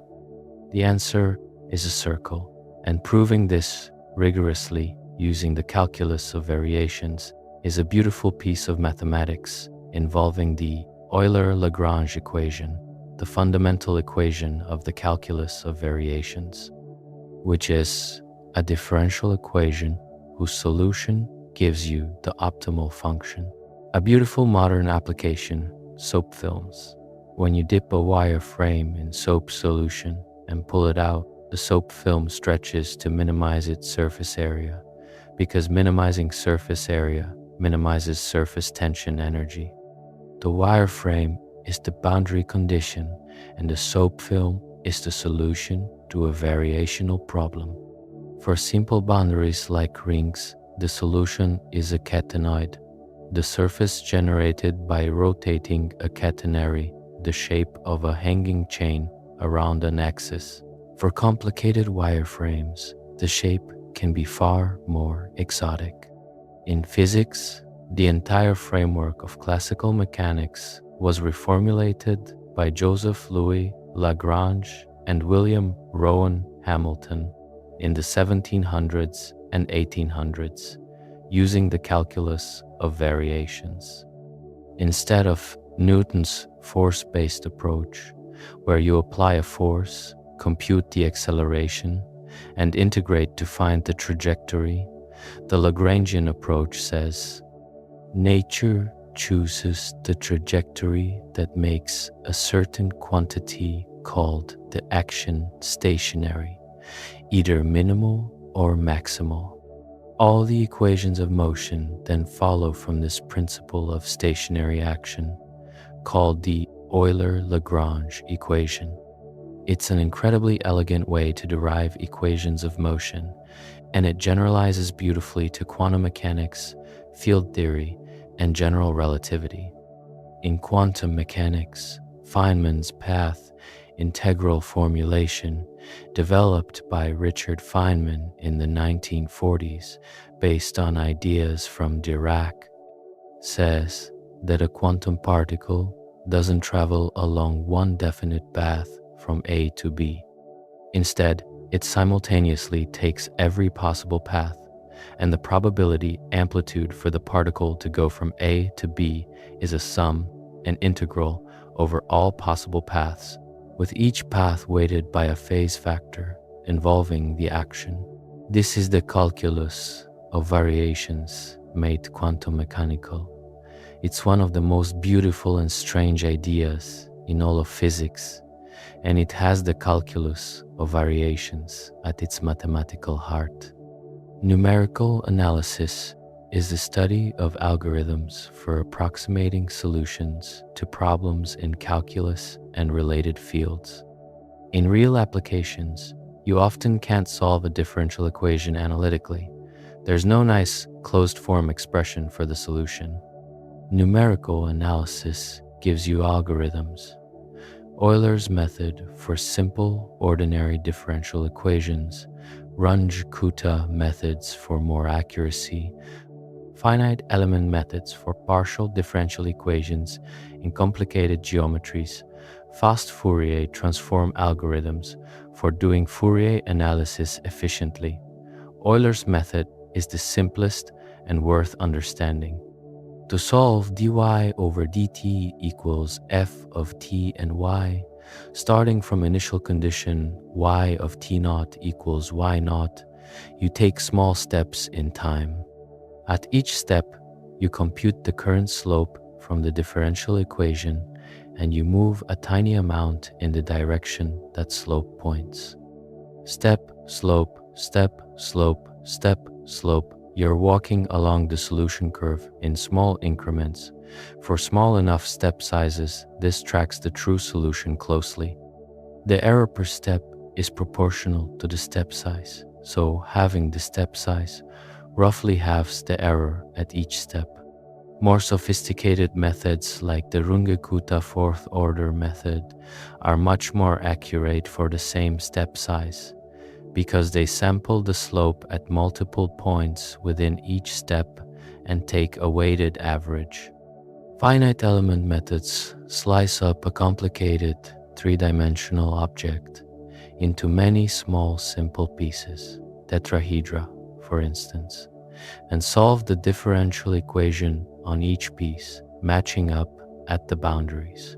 This is how engineers simulate stress in bridges, how aircraft manufacturers simulate airflow around wings, how neuroscientists simulate electrical activity in the brain, and how graphics programmers simulate cloth, water, and fire. The finite element method is a direct descendant of the ancient idea of approximating curved things with simple pieces, the same idea Archimedes used with his polygons, scaled up with modern computing power to solve problems of staggering complexity. Now, let's talk about the role calculus plays in machine learning and artificial intelligence. When people talk about neural networks and deep learning, the conversation is often about data, architecture, and computing power. But underneath all of that is calculus. Without calculus, neural networks cannot learn. Here's how it works at a high level. A neural network is a mathematical function with a huge number of parameters, the weights and biases of the network. You feed it an input, it produces an output, and you compare that output to what the output should have been. The difference between the predicted output and the correct output is the loss, the error. Training the network means adjusting the parameters to make the loss smaller. The question is, how do you know which way to adjust each parameter? The answer is the gradient. You compute the partial derivative of the loss with respect to every single parameter. This tells you for each parameter how the loss would change if you nudged that parameter up or down. You then move each parameter a small step in the direction that makes the loss go down, in the direction of the negative gradient. This procedure is called gradient descent, and it's the engine of learning in virtually every modern learning system. Computing a gradient of the loss with respect to millions of parameters in a deep neural network would be computationally insane if you tried to do it parameter by parameter from scratch. The trick is backpropagation, which is really just a chain rule applied systematically in reverse order through the network. Starting from the output, where you know the loss, you propagate the gradient backward through each layer of the network, computing partial derivatives as you go, reusing computations to avoid redundancy. The chain rule, a rule about derivatives of composed functions that most students first see in a single variable calculus class, is, in disguise, the reason that deep learning works at all. When Geoffrey Hinton, David Rumelhart, and Ronald Williams published their famous backpropagation paper in 1986, they were applying a principle that Leibniz had figured out in the 17th century to make neural networks trainable, and Hinton won the Nobel Prize in Physics in 2024, in part for this contribution. The weights in ChatGPT, in the model that writes your emails for you and summarizes documents, in the image generators that produce photorealistic art, all of those weights were learned through gradient descent. And gradient descent is Leibniz's calculus applied at scale. But there's more to the calculus and artificial intelligence connection than just training. The architecture of neural networks itself involves calculus at every step. The sigmoid function, the rectified linear unit, the softmax, these activation functions that give neural networks their ability to model nonlinear relationships are all chosen with their derivatives in mind. You need the activation function to be differentiable, or at least nearly so, for backpropagation to work. The rectified linear unit is technically not differentiable at zero, but it's used anyway because the derivative is well behaved everywhere except at one point. Attention mechanisms, the component in transformer architectures that makes models like GPT work, involve computing a weighted combination of values where the weights come from a softmax applied to dot products of vectors. The softmax function is defined using the exponential function, and its derivative has a beautifully structured form that makes optimization tractable. The attention weights that let a language model track how words relate to each other across an entire document are, at their mathematical core, Leibniz's dx. And when researchers try to understand why neural networks generalize, why a model trained on some data does well on new data it has never seen, they're grappling with the geometry of the loss landscape, which is a high-dimensional calculus problem. Questions like, how many local minima does the loss surface have? Are they mostly shallow bad minima or deep good minima? Why does stochastic gradient descent tend to find solutions that generalize rather than just memorizing the training data. These are open research questions that some of the best mathematicians in the world are working on right now, and the tools they're using are from differential geometry, probability theory, and yes, calculus. Every time you use one of these tools, you're using calculus. But the story is much deeper than just a training algorithm. It goes all the way down. Let's look at a few more areas where calculus shows up in ways people don't always realize.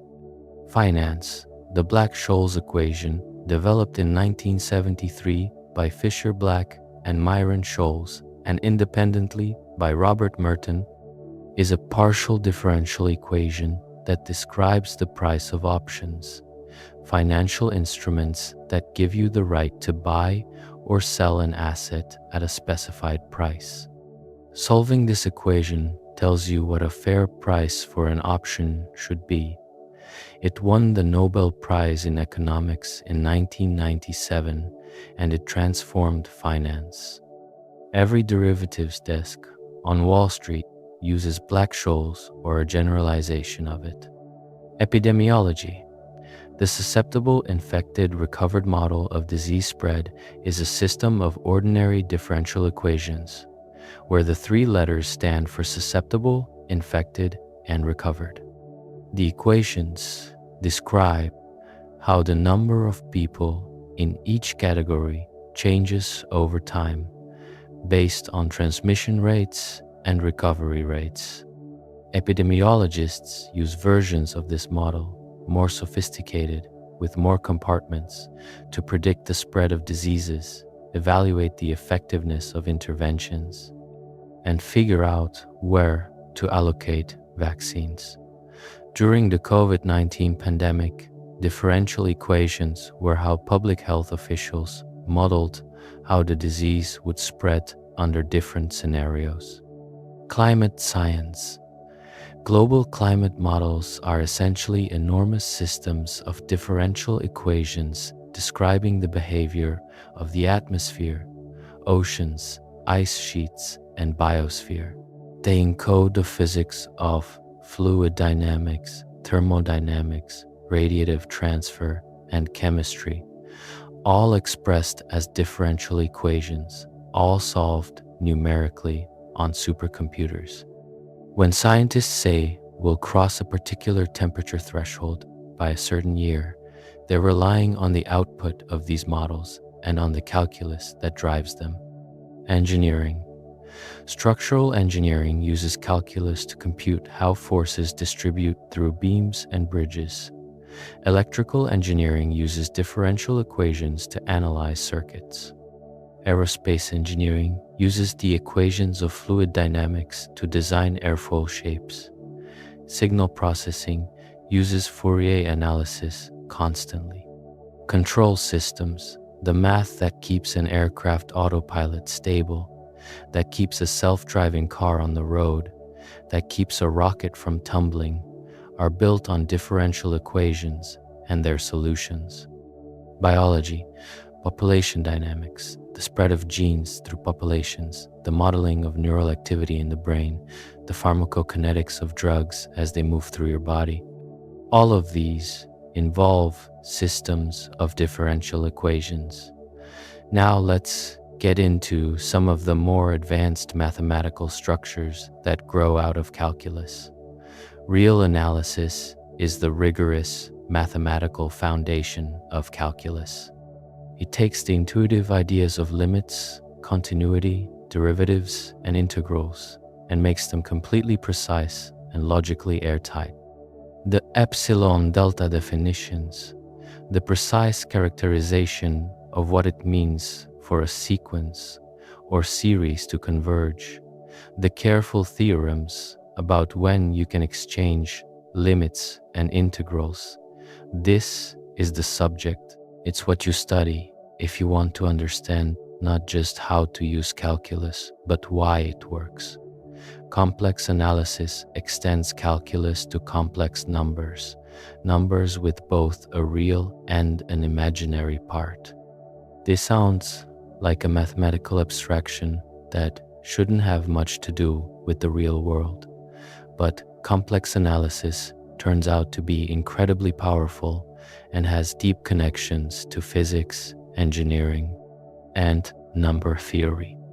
The residue theorem, for instance, is a beautiful result that lets you evaluate certain real integrals by going into the complex plane, computing a contour integral around a closed loop in the complex plane, and using the behavior of the function at isolated singular points.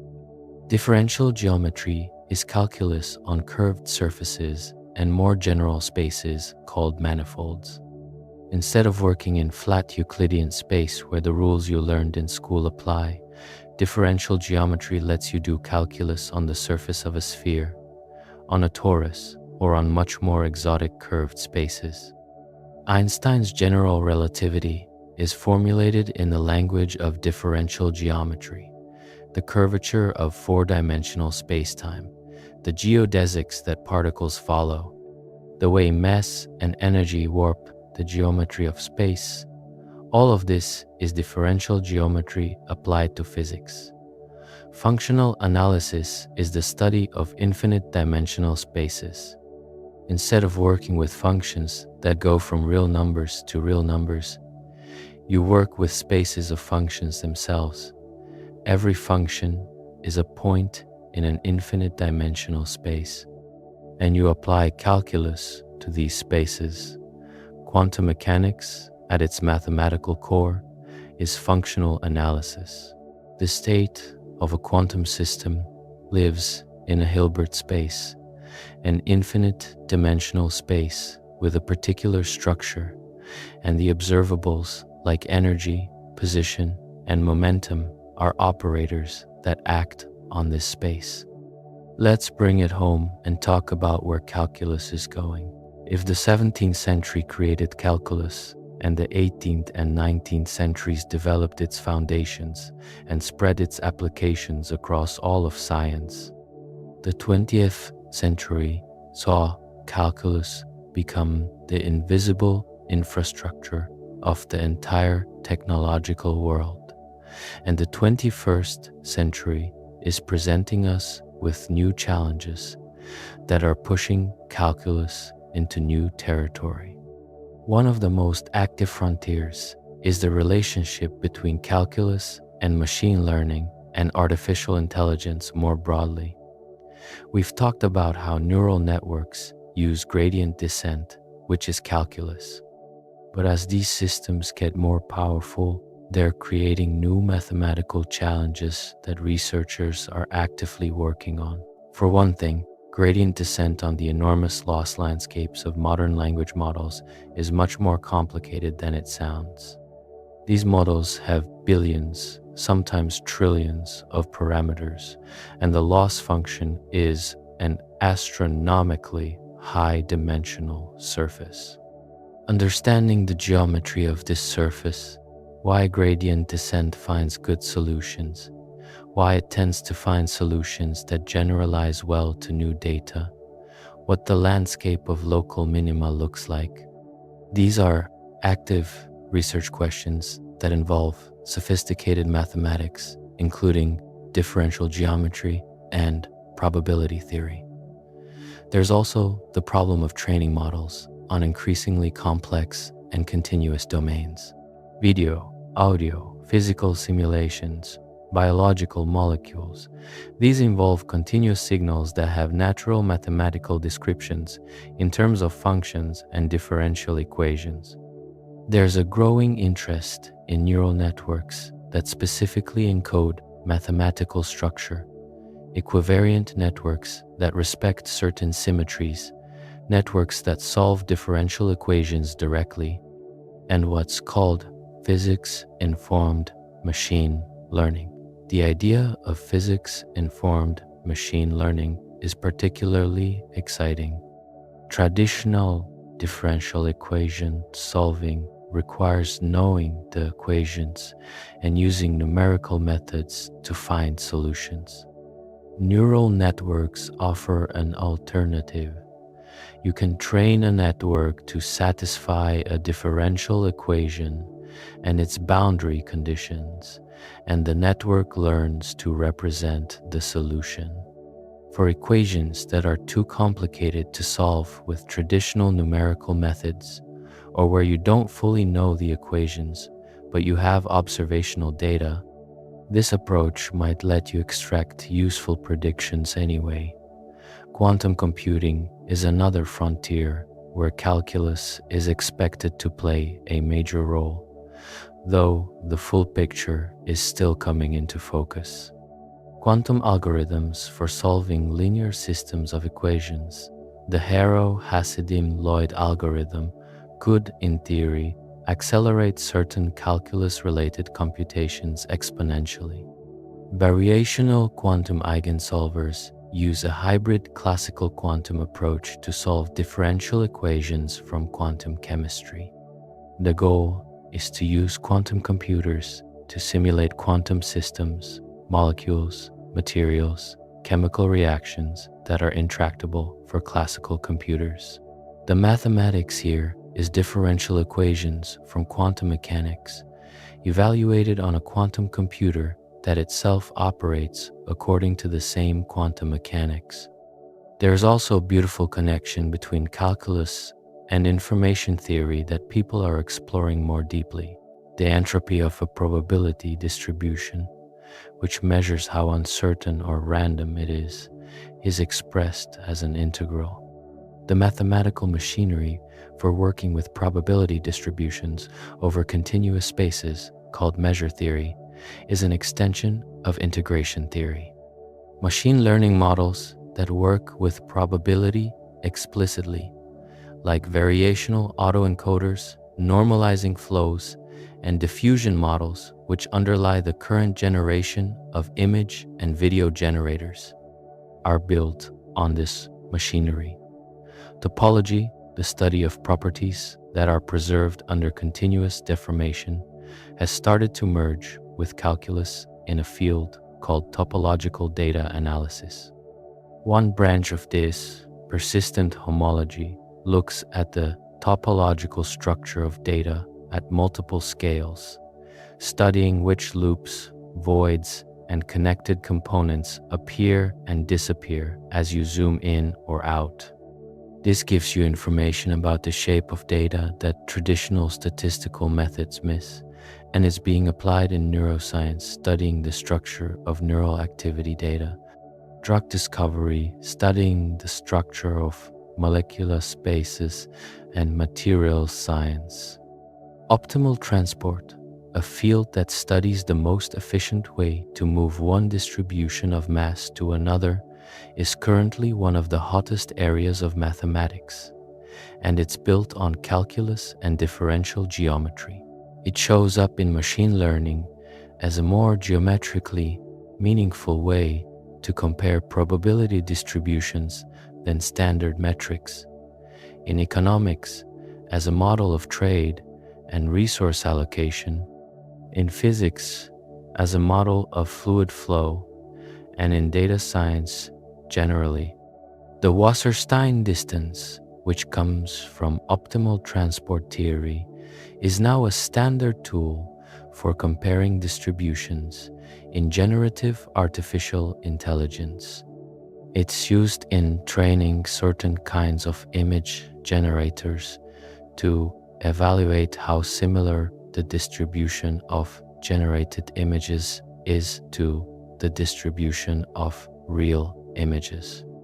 There are also emerging areas where calculus is being extended into domains it wasn't originally designed for.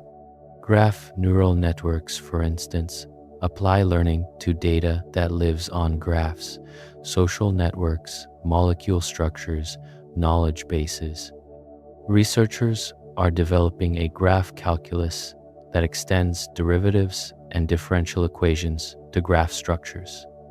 What does a derivative mean on a graph? What does diffusion look like on a network? These questions are actively being explored, and the answers borrow heavily from continuous calculus while adapting it to a discrete setting. Stochastic calculus is another branch that extends standard calculus to random processes.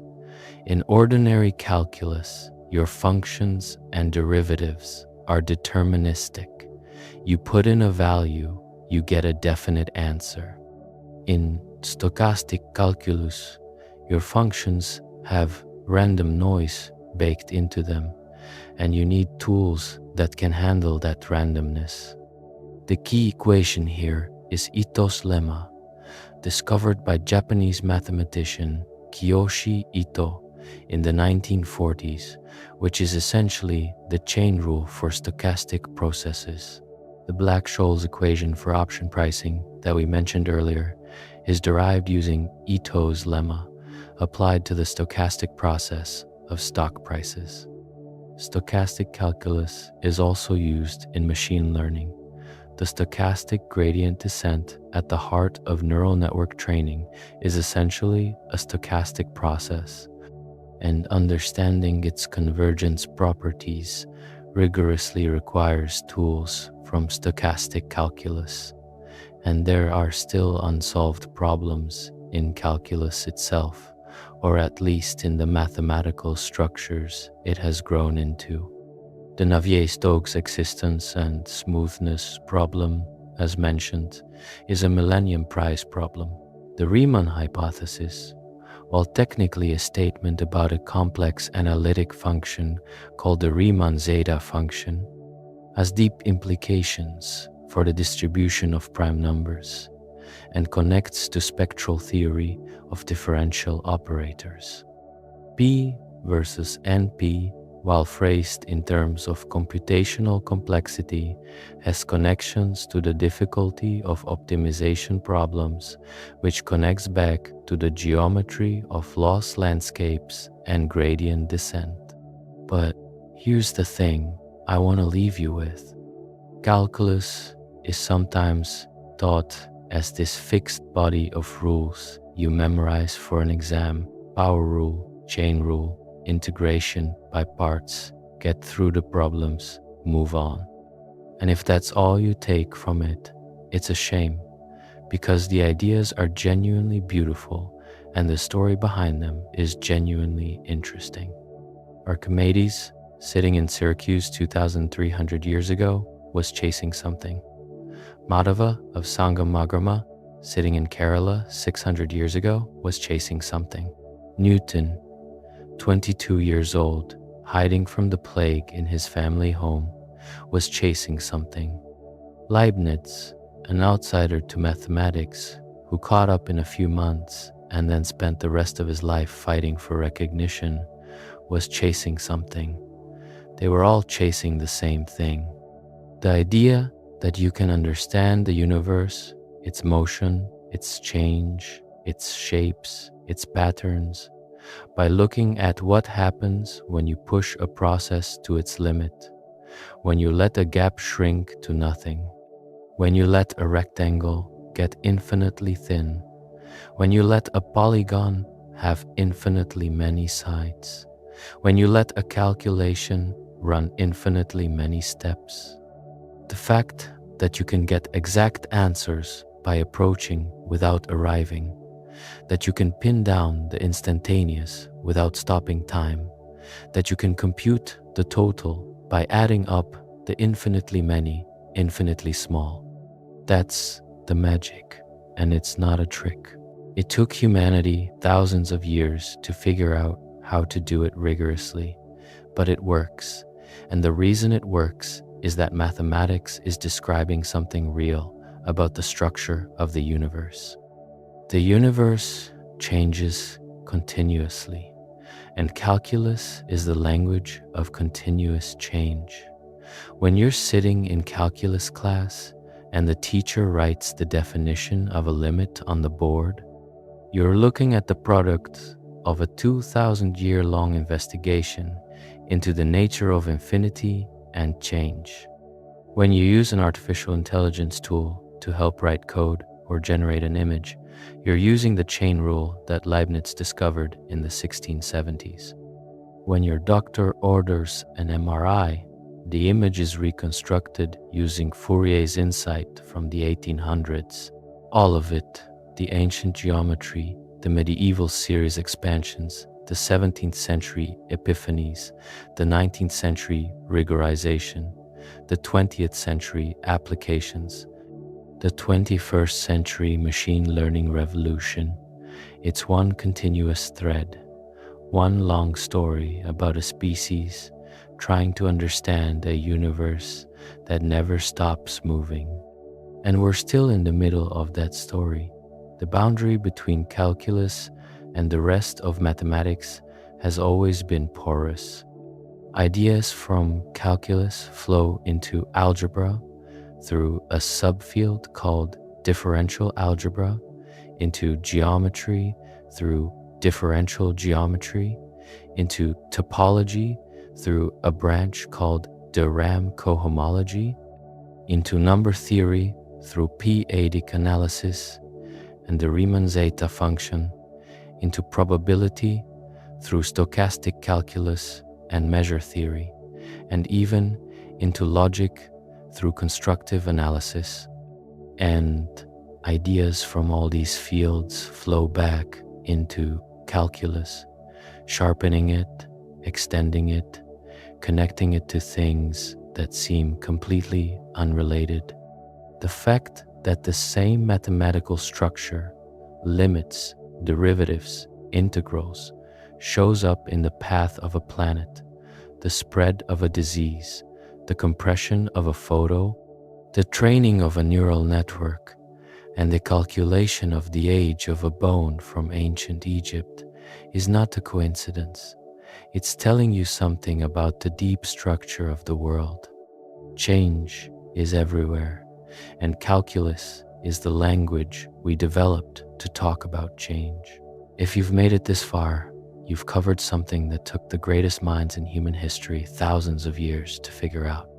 You've gone from Archimedes inscribing polygons inside a parabola in ancient Syracuse, to Madhava working out infinite series in medieval Kerala, to Newton sitting in play quarantine at 22 deriving the laws of the universe, to Leibniz fighting for his legacy and losing to history while winning in the notation, to Euler writing faster than anyone could read, to Cauchy and Weierstrass making the whole thing rigorous, to Fourier decomposing the world into waves, to Riemann giving us the integral that now bears his name, to Feynman summing over all possible paths in quantum mechanics, to Rumelhart, Hinton, and Williams teaching computers to learn by applying a 300-year-old rule about derivatives.